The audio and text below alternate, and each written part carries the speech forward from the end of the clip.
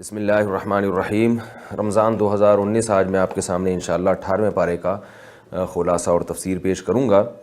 18ویں پارے کی ابتدا ہوتی ہے سورہ مومنون سے، جس میں اللہ تعالیٰ نے اہل ایمان کی اور اہل جنت کی صفات بیان کی ہیں۔ قد افلح المومنون، وہ مومنین کامیاب ہو گئے جو نمازوں میں خشوع پیدا کرتے ہیں، لغویات سے اجتناب کرتے ہیں، زکوٰۃ ادا کرتے ہیں، شرمگاہوں کی حفاظت کرتے ہیں سوائے اپنی بیوی اور باندی کے۔ ہاں، جو اپنی زوجہ اور باندی سے اپنی خواہش پوری کرے گا تو یہ لوگ قابل ملامت نہیں ہیں، اور جو اس کے علاوہ راستہ اختیار کرے یہ لوگ اللہ کی حدود سے تجاوز کرنے والے ہیں۔ اپنی امانتوں کو یہ جنتی لوگ پورا کرتے ہیں، اپنے عہد کی رعایت کرتے ہیں، تو اولئک ھم الوارثون، یہی لوگ ہیں جو جنت کے حقیقی وارث ہیں۔ اللہ تعالیٰ نے انسان کے مختلف مدارج بیان کیے اس صورت میں کہ دیکھو ہم نے کیسے انسان کو بنایا، نطفے سے، پھر ہم نے اس کو گوشت کا لوتھڑا، پھر اس سے ہم نے ہڈیاں اور پھر ان پہ یعنی گوشت، اور پھر اس میں ہڈیاں اور ہڈیوں کے اوپر پھر گوشت، تو کیسا خوبصورت اللہ نے انسان کو بنا کے نکالا ہے۔ تو جو اللہ اس طرح سے کر سکتا ہے وہ اس کو مرنے کے بعد دوبارہ زندگی بھی دے سکتا ہے۔ اللہ تعالیٰ نے اپنی نعمتوں کو بیان کیا کہ ہم نے آسمان سے پانی برسایا، زمین میں اس کو محفوظ کر لیا، ہم چاہتے تو اس کو ختم بھی کر سکتے تھے، اور زیتون کے درخت کی مثال دی کہ دیکھو کیسے خوبصورت درخت پیدا ہوتا ہے، تنبت بالدہن، جس میں بہترین تیل ہوتا ہے، وصبغ للآکلین، جو کھانے والوں کے لیے سالن کا کام کرتا ہے، چوپایوں میں بھی عبرت کا سامان ہے، ہم تمہیں کیسے ان کے پیٹ سے دودھ نکال کے پلاتے ہیں۔ اور پھر اللہ نے نوح علیہ السلام کا واقعہ بیان کیا کہ کیسے قوم کو سمجھایا، لیکن نوح علیہ السلام کی قوم کہنے لگی آپ ہماری طرح کے انسان ہیں اور آپ کو ہم پر کوئی فضیلت حاصل نہیں ہے، اللہ چاہتا تو فرشتے نازل کر کے ہمیں سمجھا سکتا تھا، اور کہنے لگے یہ مجنون ہو گیا ہے معاذ اللہ، اور انتظار کرو اس کا جنون ختم ہو جائے گا، یہ خود ہی ٹھیک ہو جائے گا۔ تو اللہ تعالیٰ کہتے ہیں نوح علیہ السلام نے کہا اللہ میری قوم میرا انکار کر رہی ہے، میری مدد کر۔ ہم نے پھر حکم دیا کہ آپ کشتی بنائیے، اور نوح علیہ السلام کشتی بنا کر جب تیار ہوئی ہے تو اللہ نے کہا کہ آپ اس میں بیٹھیں اور ایمان والے بیٹھیں گے، اور پھر اللہ نے پوری قوم کو تباہ کر دیا۔ اور پھر اللہ نے پچھلی امتوں میں کہ بھی کچھ واقعات سنائے، اور سب کا ایک ہی دعویٰ تھا وَلَئِنْ أَطَعْتُمْ بَشَرًا مِثْلَكُمْ، لوگوں یہ پیغمبر تمہاری طرح کے انسان ہیں، اگر تم اپنے جیسے انسانوں کو فالو کرو گے تو برباد ہو جاؤ گے۔ اور دیکھو یہ کیسے عجیب دعوے کرتے ہیں، اِذَا مِتُّمْ وَكُنْتُمْ تُرَابًا وَعِظَامًا، جب تم مٹی ہو گئے، ہڈیاں ہو گئے، پھر زندہ ہو گئے، ہیہات لما توعدون، یہ ہماری عقل سے بالاتر ہے، بھلا جب مر گئے مٹی ہو گئے تو کیسے زندہ ہو سکتے ہیں۔ ان ہی الا حیاتنا الدنیا، صرف یہی دنیا کی زندگی ہے، نموت و نحیا، جس میں موت بھی ہے اور حیات بھی ہے، اور ہم دوبارہ کبھی زندہ نہیں ہوں گے۔ تو اللہ تعالیٰ فرماتے ہیں کہ جب پیغمبروں کو اس قسم کے طعنے ملے ہیں تو پیغمبروں نے اللہ سے دعائیں مانگی ہیں، اللہ ہماری مدد کر۔ اللہ نے مختلف قوموں کو مختلف طریقوں سے ہلاک کیا، تباہ و برباد کیا، اور دوسری قوموں کو اللہ تعالیٰ نے پیدا کیا۔ تو اللہ تمام پیغمبروں سے خطاب کرتے ہیں یا ایھا الرسول، کہ ہم نے ہر پیغمبر سے ایک ہی بات کی ہے، کلوا من الطیبات، پاکیزہ کھاؤ، واعملوا صالحا، نیک اعمال کرو۔ تو پورے دین کا گویا خلاصہ بیان کیا کہ کھاؤ بھی اچھا اور عمل بھی اچھا پاکیزہ ہونا چاہیے، نہ حرام کھاؤ اور نہ کوئی ایسا عمل کرو جو ناجائز اور حرام ہو۔ دوبارہ اللہ تعالیٰ نے پھر اہل جنت کی اس میں صفات بیان کی ہیں کہ اپنے رب کے ساتھ شریک نہیں کرتے، یؤتون ما آتوا، اللہ کی راہ میں خوب صدقہ کرتے ہیں، اور اولئک یسارعون فی الخیرات، یہ لوگ ہیں جو نیکیوں میں آگے بڑھتے ہیں۔ انشاء لکم السمع والابصار والافئدہ، اللہ نے اپنی انعامات بیان کیے، دیکھو اس نے تمہارے لیے آنکھوں کو، دل کو، اور تم میں سننے کی طاقت اسی نے پیدا کی ہے۔ اور پھر انہی کے اسی بات کو ذکر کیا کہ یہ کہتے ہیں ہم مردہ ہو کر کہاں سے زندہ ہو سکتے ہیں۔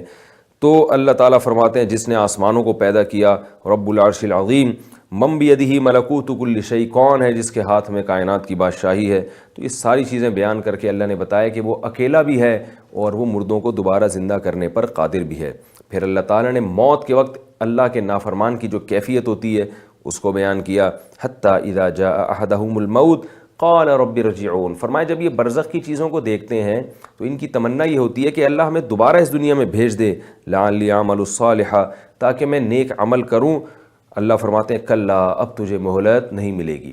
دنیا میں توبہ کی مہلت ہے، لیکن جب موت کا وقت سر پر ہوتا ہے اور آپ کو برزخ کی چیزیں نظر آنا شروع ہو جاتی ہیں اور عذاب آپ اپنی آنکھوں سے دیکھنا شروع کر لیتے ہیں تو اللہ فرماتے ہیں کلا، اب تجھے مہلت نہیں ملے گی۔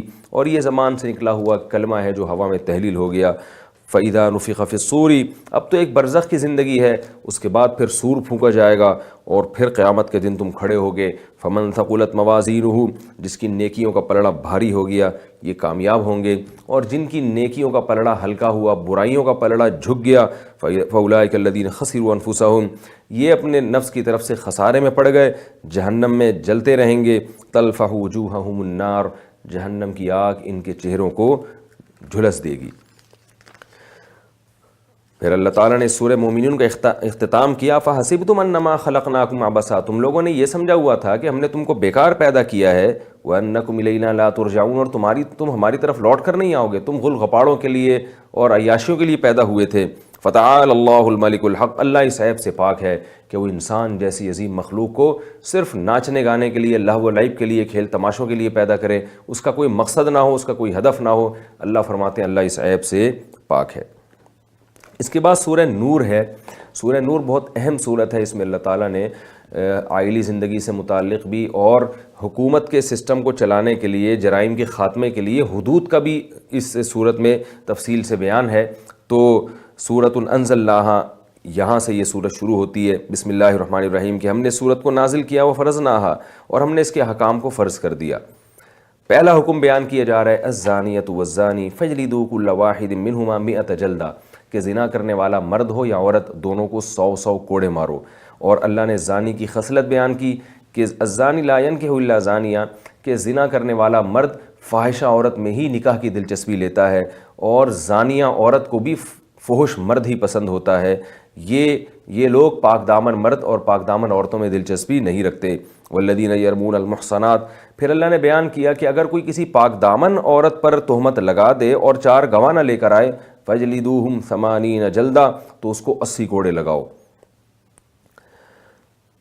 اور پھر اللہ نے ایک اور حکم بیان کیا صورت میں کہ جو مرد اپنی بیوی پہ تہمت لگائے اور اس کے پاس 4 گواہ نہ ہوں تو فشہادۃ احدہم 4 شہادات باللہ انہ لمن الصادقین، تو شوہر 4 دفعہ قسمیں اٹھائے گا کہ میں سچ کہہ رہا ہوں، اور 5ویں مرتبہ میں کہے گا کہ مجھ پر اللہ کی لعنت اگر میں جھوٹ بول رہا ہوں۔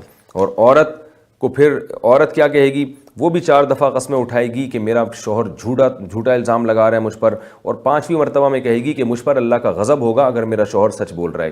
اس کو فقہ کی اصطلاح میں لعان کہا جاتا ہے۔ اگر مرد اور عورت اس طرح سے 5 قسمیں اٹھا لیں، دونوں کے درمیان جدائی ہو جاتی ہے۔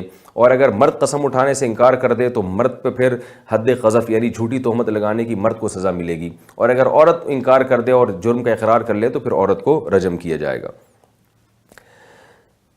حضرت عائشہ جو ام المومنین ہیں، امت کی ماں ہیں، پاک دامن ہیں، ان پر ایک منافق نے تہمت لگائی زنا کی، اس بدبخت کو اللہ ہلاک کرے۔ تو اس کی وہ واقعہ جس کو واقع افک کہا جاتا ہے، یہ واقعہ بھی سورہ نور میں نازل کیا گیا ہے۔ ان الذین جاءوا بالافک عصبۃ منکم، جن لوگوں نے جھوٹی تہمت لگائی عائشہ پر رضی اللہ تعالی عنہ پر، تم میں سے ایک جماعت ہے، یعنی ظاہری لحاظ سے وہ بھی اپنے آپ کو مسلمان کہنے والی ہے۔ وہ عبداللہ ابن ابی بڑا منافق بدبخت تھا، عصبۃ منکم، لیکن چونکہ رہتا مسلمانوں کے ساتھ تھا تو اس لیے اس کو یہ کہا گیا کہ وہ کوئی مکہ کا کوئی مشرک نہیں تھا، بلکہ کلمہ گو تھا جو ظاہری طور پر کلمہ پڑھا کرتا تھا۔ لا تحسبوہ شر لکم، اللہ فرماتے ہیں اس واقعے میں بھی تمہارے لیے خیر ہے، شر نہیں ہے، اس سے بھی تمہیں بہت سے اسباق ملتے ہیں۔ تو فرمایا لولا اذ سمعتموہم، کہ تم نے جب یہ تہمت سنی ہے تو تم نے بھلا کیوں نہیں سوچا؟ وقالوا ھذا افک مبین، یہ کیوں نہیں کہا کہ یہ کھلا ہوا جھوٹ ہے؟ لولا جاءوا علیہ باربعۃ شہداء، اللہ سورہ نساء میں بیان کر چکے ہیں کہ جو بھی کسی پر تہمت لگائے گا 4 گواہ لے کر آئے گا، تو یہ 4 گواہ کیوں نہیں لے کر آئے؟ اور جب یہ گواہ نہیں لے کر آئے تو یہی لوگ جھوٹے ہیں۔ اللہ تعالیٰ نے صحابہ کرام کو تنبیہ بھی کی کہ تم اس واقعے کو اپنی زبان سے نقل کیوں کر رہے تھے اور تم اس کو ہلکا سمجھ رہے تھے، جبکہ یہ اللہ کی نظر میں بہت بڑا ہے۔ ولولا اذ سمعتموہم، جب تم نے اس جھوٹ کو سنا، قلتم، تم نے یوں کیوں نہیں کہا، ما یکون لنا ان نتکلم بہذا، کہ ہم ایسی بیہودہ بات امی عائشہ کے بارے میں اپنی زبان سے بھی نہیں نکال سکتے۔ سبحانک ھذا بہتان عظیم، یہ تو بہت بڑا بہتان ہے۔ اور حضرت عمر کی یہ فضیلت ہے کہ جب حضرت عمر کے سامنے یہ بات آئی کہ امی عائشہ پر تہمت لگی ہے تو حضرت عمر نے یہ الفاظ کہے تھے سبحانک ھذا بہتان عظیم، یہ بہت بڑا بہتان ہے، اے اللہ تو ہر عیب سے پاک ہے۔ تو یہ حضرت عمر کی فضیلت ہے کہ قرآن کی آیت بالکل اسی انداز میں نازل ہوئی کہ تمام صحابہ کو اللہ نے تنبیہ کی کہ سب نے یہ الفاظ کیوں نہیں کہے تھے۔ پھر اللہ نے امی عائشہ رضی اللہ تعالی عنہ کی پاک دامنی بیان کی، اور پھر حد قذف جو ہے وہ منافق پر جاری کی گئی، اور اللہ نے اس میں یہ بھی بیان کر دیا الخبیثات للخبیثین والخبیثون للخبیثات، خبیث مرد خبیث عورتوں کے لیے، خبیث عورتیں خبیث مردوں کے لیے، یعنی اس میں اشارہ دے دیا گیا کہ محمد صلی اللہ علیہ وسلم جیسے پاک دامن کے لیے اللہ تعالیٰ پاک دامن عورت ہی کا انتخاب کریں گے، جو کہ امی عائشہ رضی اللہ تعالی عنہ کی صورت میں آپ صلی اللہ علیہ وسلم کی زوجہ بنی ہیں۔ اور اللہ نے بتا دیا کہ جو لوگ اس طرح کی بیہودہ باتیں معاشرے میں پھیلانا چاہتے ہیں ان کے لیے دنیا میں بھی دردناک عذاب ہے اور آخرت میں بھی، جیسے کہ اس منافق کو پھر حد قذف اس پر جاری کی گئی۔ ان آیتوں کی روشنی میں علماء یہ کہتے ہیں کہ حضرت عائشہ رضی اللہ تعالی عنہ کی پاک دامنی اللہ نے بیان کی ہے، لہذا جو حضرت عائشہ رضی اللہ تعالی عنہ پر تہمت لگاتا ہے اس زمانے میں اس آیت کی روشنی میں وہ کافر ہے، کیونکہ وہ قرآن مجید کی صریح آیات کا انکار کر رہا ہے۔ حضرت ابو بکر رضی اللہ تعالی عنہ نے، ایک صحابی جو اس تہمت میں شریک ہو گئے تھے حضرت امی عائشہ پر تہمت لگانے میں، تو حضرت ابو بکر نے قسم اٹھائی تھی کہ میں ان پر صدقہ خیرات نہیں کروں گا۔ اللہ تعالیٰ نے حضرت ابو بکر کو منع کیا کہ جب انہوں نے توبہ کر لی ہے تو اب تم ان پر خرچ کیا کرو، یہ مسکین ہیں، مہاجر ہیں اور درگزر سے کام لو، تم بھی یہ چاہتے ہو کہ اللہ تمہاری خطاؤں کو معاف کرے تو تم بھی دوسروں کی خطاؤں کو معاف کر دو۔ پھر اللہ نے بتایا کہ جو لوگ پاک دامن مومن عورتوں پر بری تہمت لگاتے ہیں دنیا میں بھی ان پر لعنت، آخرت میں بھی لعنت۔ اس صورت میں اللہ تعالیٰ نے ہمارے گھریلو زندگی سے متعلق آداب بھی ہمیں سکھائے ہیں۔ لا تدخلوا بیوتا، اے ایمان والوں کسی کے گھر میں بغیر اجازت داخل نہ ہوا کرو، تو کسی کی پرائیویسی پر مطلع ہونا اس کی چاہت کے بغیر اس کو بھی صورت میں حرام قرار دیا گیا۔ مردوں کو حکم دیا گیا کہ وہ بھی نامحرم عورتوں سے نظر کی حفاظت کریں، اور عورتوں کو حکم دیا گیا وہ بھی بری نیت سے مردوں کو نہ دیکھیں، اپنی نظروں کی حفاظت کریں، پاکیزہ زندگی گزاریں۔ اور اللہ تعالیٰ نے دونوں کو حکم دیا کہ وہ پاک دامنی والی زندگی گزاریں، اور عورتوں کو پردے کا حکم دیا کہ وہ کن کن مردوں سے ان کو پردہ کرنا پڑے گا۔ ولا یبدین زینتہن الا ما ظہر منہا ولیضربن بخمرہن علی جیوبہن، چادریں اپنے سینوں پہ ڈالا کریں اور اپنی زینت کو اپنے شوہر، بیٹے، بھائی اور جو محرم رشتہ دار ہیں ان کے علاوہ کسی کے سامنے ظاہر نہ کریں۔ ولا یضربن بارجلہن، اپنا پاؤں زور سے زمین پہ نہ رکھیں کہ ان کی پازیب کی آواز ان کے گھر کی چار دیواری سے باہر نکلے اور کسی مرد کے کان میں جائے۔ اللہ تعالیٰ نے اس صورت میں نکاح کا بھی حکم دیا کہ جو بھی بے نکاح ہیں ان کا نکاح کرا دیا کرو، اور خرچوں سے نہ ڈرو۔ ان یکونوا فقراء یغنیہم اللہ من فضلہ، اگر فقیر ہوں گے تو اللہ اپنے فضل سے ان کو غنی کر دے گا۔ اور جن کے پاس نکاح کا انتظام نہیں ہے، کوئی رشتہ میسر نہیں ہے، ولیستعفف الذین لا یجدون نکاحا، ان کو اللہ فرماتے ہیں کہ وہ پاک دامنی والی زندگی گزاریں یہاں تک کہ اللہ ان کے لیے نکاح کا انتظام کر دے۔ اس صورت میں اللہ تعالیٰ نے اپنی مثال ایک نور سے دی ہے، اللہ نور السماوات والارض، کہ زمین آسمان کا نور ہے، جیسے چراغ ہو اور وہ اس سے تیز روشنی ہو رہی ہو اور لوگوں کو سیدھا راستہ پتہ چل رہا ہو، تو اللہ بھی اس طرح سے ایک نور ہے جس سے لوگوں کو سیدھا راستہ پتہ چلتا ہے۔ اگر ہم اللہ سے ہدایت حاصل نہ کریں تو ہم اندھیروں میں پڑے رہیں گے۔ مسجدوں کی بھی اللہ تعالیٰ نے تعظیم کا حکم دیا اس صورت میں، اور کافر کی مثال دی ہے جس کے پاس سیدھا راستہ نہیں ہوتا، ایسے ہے جیسے سمندر کی تہہ میں اندھیروں میں ہو اور ہاتھ بھی سجھائی نہ دیتا ہو، تو اس بیچارے کی زندگی کیسی ہوگی۔ اسی طرح ان لوگوں کی زندگی ہے جن کے پاس قرآن کی دولت نہیں ہے۔ اہل ایمان کو حکم دیا گیا کہ جب نبی تمہیں بلایا کریں تو نبی کی مجلس سے بغیر اجازت کے جایا نہ کرو، اور نبی کو فالو کیا کرو۔ نبی کے تمام احکام میں، چاہے وہ تمہاری مرضی کے مطابق ہوں یا تمہاری مرضی کے خلاف ہوں، ان تمام احکام میں تم اللہ کے رسول صلی اللہ علیہ وسلم کے حکم کو فالو کیا کرو۔ اللہ تعالیٰ نے اس صورت میں یہ بھی حکم دیا کہ جو تمہارے غلام اور جو نابالغ بچے ہیں وہ 3 وقت بغیر اجازت کے تمہارے پاس آ سکتے ہیں، اس کے علاوہ ان کو بھی تمہارے پاس آنے کے لیے اجازت لینی پڑے گی۔ تو یعنی اس کا خلاصہ یہی ہے کہ پرائیویسی میں کسی کی دخل اندازی اس کی مرضی کے بغیر جائز نہیں ہے۔ بوڑھی عورتوں کو پردے سے مستثنیٰ کیا گیا۔ والقواعد من النساء اللاتي لا يرجون نکاحا، جن عورتوں کو نکاح کی امید ختم ہو گئی ہے، بوڑھی ہو گئی ہیں، فلیس علیہن جناح ان یضعن ثیابہن، کہ وہ اپنے اضافی کپڑے وہ اتار سکتی ہیں، ان پر پردے کے وہ سخت احکام نہیں ہیں جو جوان عورت کے لیے ہیں۔